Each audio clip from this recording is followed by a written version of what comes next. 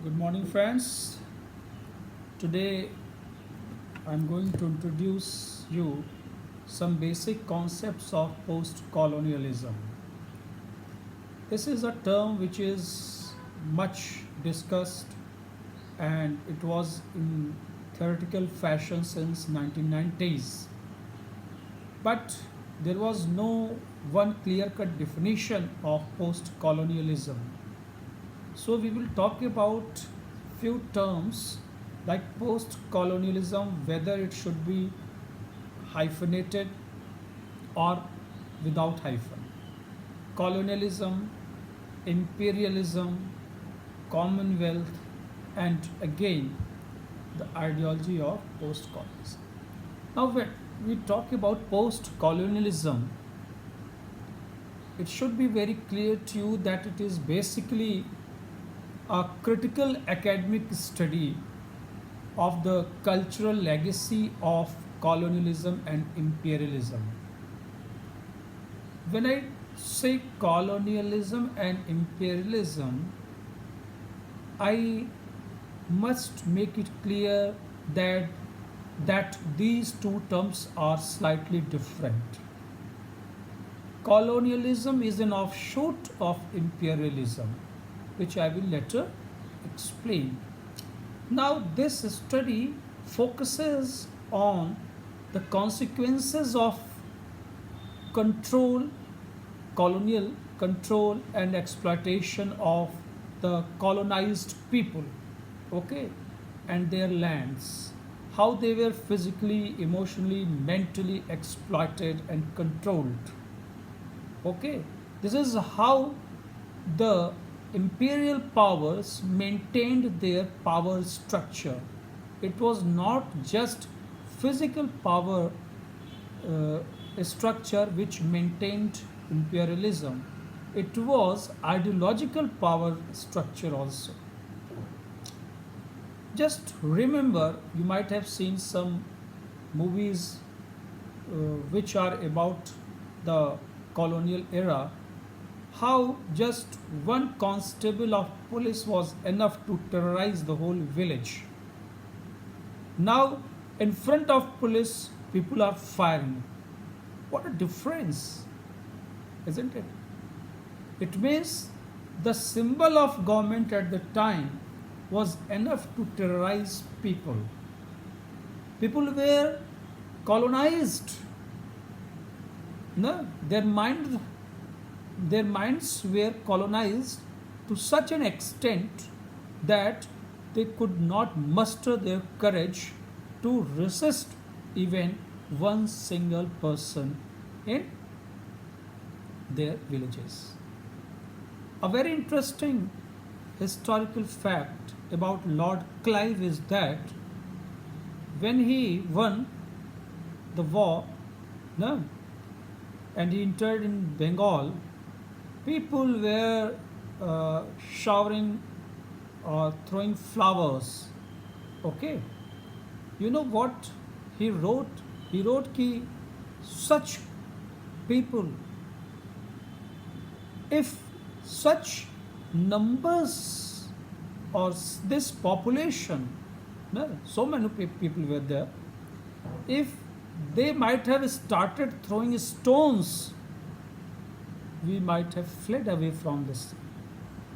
Okay, so it's more an ideological or you can say psychological colonization along with physical colonization.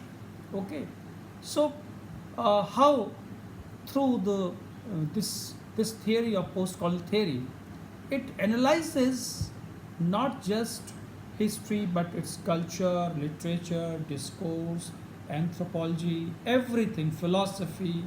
Okay, it analyzes everything which sustained, which helped imperial powers.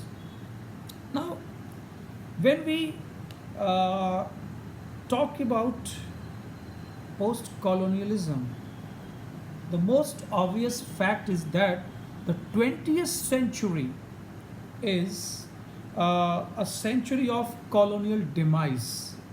Okay, And if you go back to the Romantic era, when I talk to you the Romantic period, one colony became independent. Do you remember? It was America. Okay. But in 20th century, most of the colonies became free. Okay. So it was a century of colonial demise, you can say of decolonization for millions of people who were once subject to the authority of the British crown. Okay. Now, when we talk about this theory, uh, actually, even after the colonial demise, Britain remains a colonial power with several possessions, no? And with along with that those positions, the material and imaginative legacies of both colonialism and decolonialism remain fundamentally important constitutive elements in a variety of domains, contemporary domains. Britain was still influential. Okay.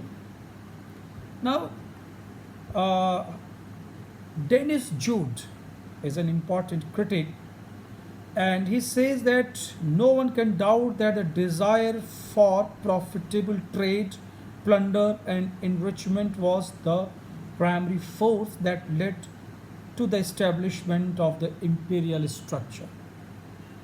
As you know history of India, when the British people came here, no, they came in the court of Jahangir and they asked for just a little, very little piece of land for to begin their uh, business. Okay, East India Company, and Jahangir gave them. And what happened later? History, rest is history.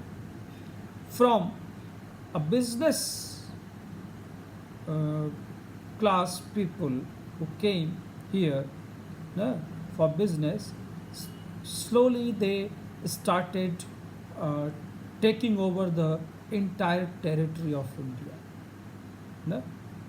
So they came with actually profitable for with that desire of trade and enrichment, and this commercial venture actually, which was developed in the late 17th and 18th century.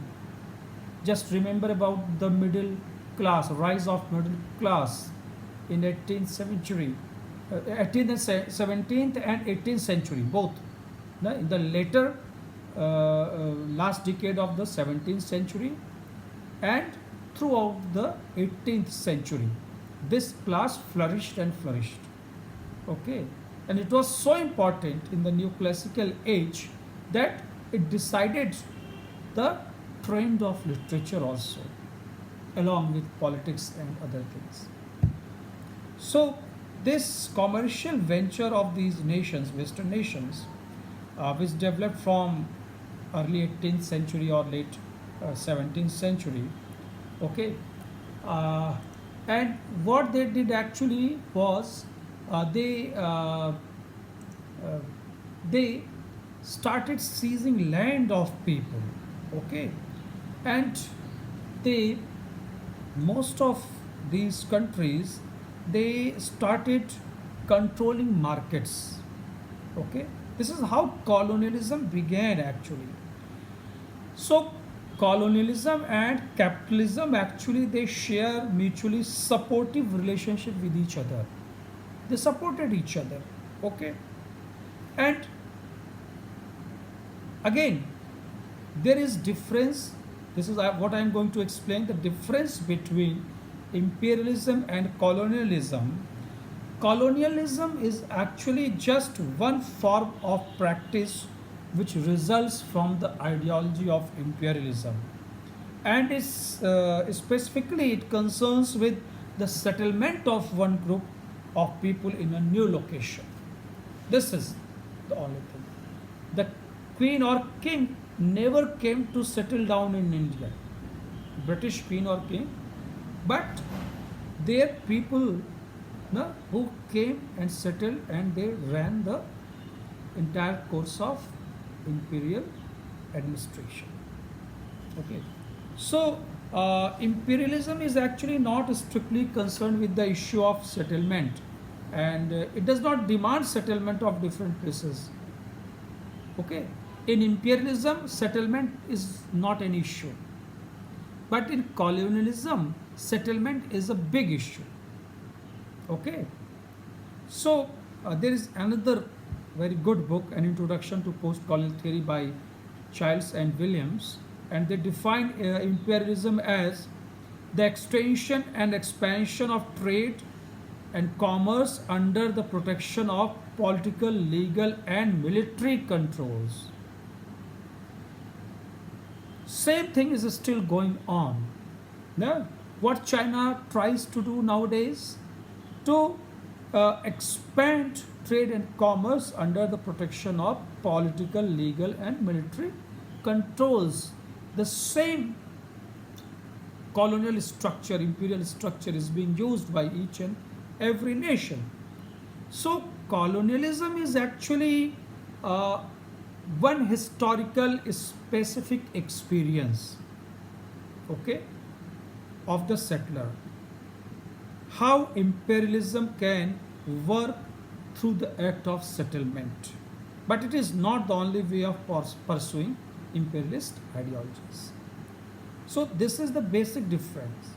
You must remember that in imperialism, settlement is not necessary, but in colonialism, settlement is necessary. Is that clear? So, okay. Now, as I have defined you imperialism, there is one definition of colonialism by Benita Perry, who puts it like that colonialism is a specific and the most spectacular mode of imperialism's many and mutable states, one which preceded the rule of international finance capitalism and whose formal ending imperialism has survived. Imperialism has still survived. Just remember, think about it. America is not going to settle anywhere, but she exerts her imperial power over other countries. In many countries, Russia also did the same thing when she was a great superpower. Now China is trying to do the same thing, to exert imperial power. Okay, they necessarily don't go to settle to those colonies. This is a very, very important thing. So colonialism is actually a particular historical manifestation of imperialism. You can write down it. That colonialism is a particular historical manifestation of imperialism specific to certain places and time. So space and time both are very, very important for colonialism. Okay, and now let us talk about different type of colonies. If you read Empire Writes Back by Bill Ashcroft, the very first chapter, you will find a variety there. Yeah? Let me just summarize. There are few colonies which can be called settlers colonies, settlement colonies, like America, where white people went and settled actually. Like Australia, where, as it was in America, that the criminals were sent to settle down there. No? So there were four big colonies. It was New Zealand, Australia, South Africa, and America. The first resistance was from America, from their own people who were settled there, and they became free before the 19th century came, before Victorian period, long before, in the last decade of the 18th century.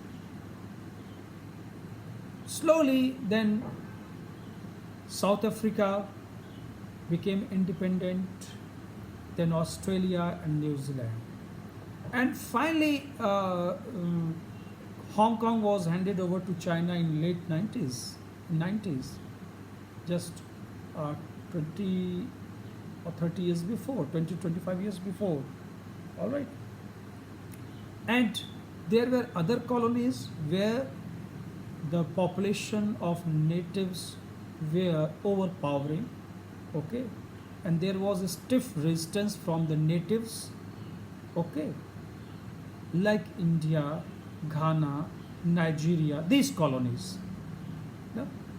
So basically, these were two types of colonies, where they themselves settled, means their people were sent to settle there, and there were colonies where,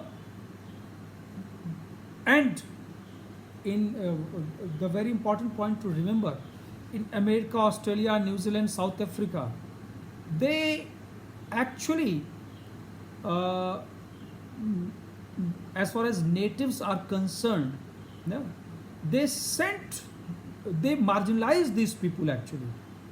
Still, red Indians in America are very few in numbers. No? And the natives of Australia are very few in numbers. I just tell you one name, or just remember one name. I am giving you a hint. Okay, and tell me later. Answer me later. There was one native cricketer in Australian team. Do you remember? Just one cricketer of the native identity. So this is how natives were actually killed, or they were thrown out of the place, no? And these people, they took hold of the whole land actually. They became more populated, they became majority, and the uh, original aboriginals or the natives, no, they became minorities, as I told you about the aboriginals of Australia or of America, even blacks in South Africa. Still, the majority of population in South Africa is of white settlers, white people. So these are very important terms which you should know. And now let me make it clear about post-colonialism. When we use hyphen, all right, when we use hyphen, then uh, it means after colonialism, but it doesn't make any sense. Politically, it is after colonialism. As a sovereign identity, it is after colonialism. But as a study, it is as old as the process of colonialism. This you must remember, because if we use hyphenated word, no, or the term, mm, uh, we mean that if you don't use the hyphen between post-colonial, it means that this term is used uh, as broader term, okay, which talks about, you can say, different, which which enables us to conceive the concepts despite the difficulties, no? Multiple concepts before, even before colonialism. We go back to the pre-colonial era, no? To assert our values. So it's no use of using hyphenated term, okay. And how we started using this term post-colonialism. Earlier, it was Commonwealth literature. It was called Commonwealth literature. Okay. Why Commonwealth literature? Though the nations became free, and Britain doesn't had any big political, you can say, control over these nations. But still, they started uh, taking, you can say, or mm, you can say कि the nations which became uh, decolonized, okay, and they challenged the Britain's power as a world economic power. Now, but it was expansive in its approach, in its ideology. No? They never left their ideology. And after 50s, there grew a body of literature in English by the people of once colonized nations. So, in the beginning, there were these countries which had shared history of colonialism. No? Their conferences were uh, held under one big term, Commonwealth, and later on it became post-colonial. It's an umbrella term. Post-colonial is a bigger term actually. Okay, where that special status of dominions within the empire, okay, and their continuing alliance to Britain, no, was actually forgotten. Under the Commonwealth literature, this alliance was a very important thing. It played a very important role. But after that, slowly the study emerged out of that ideological alliance, and uh, after 80s, you can say, people started talking about post-colonialism.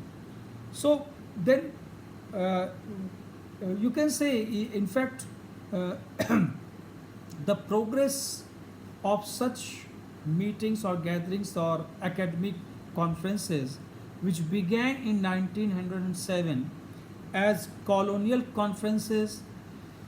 After independence, they became Commonwealth conferences, and after some time, it became post colonial conferences.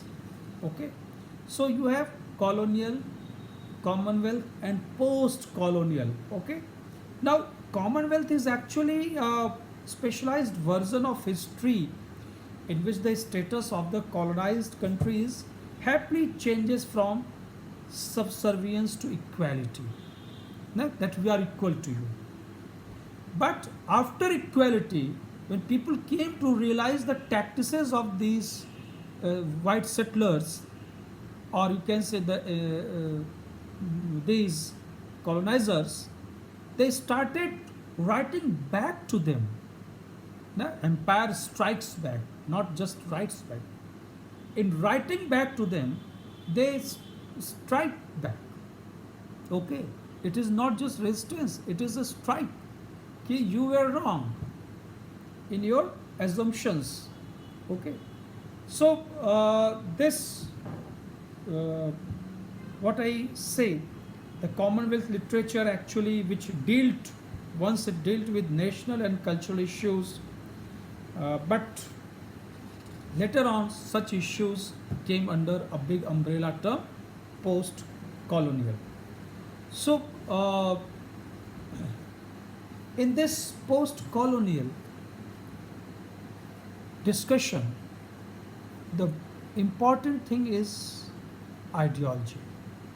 How colonial ideology, or as Edward Said would say, Oriental ideology, yeah, where you can say circulated on false premises. Premises were false. No, they had their own a complex of superiority, you can say, or what is called white man's burden. As I have told you in my lecture on Chinya Achebe, how these people came with the notion, no, that they had come to civilize the natives on a mission of mission to civilize the natives. And in Africa, with Bible, giving Bible with one hand, they took the entire nation. So this is what we will discuss in the next lecture. And today I just wanted to give you some basic points so that you must be familiar with these things.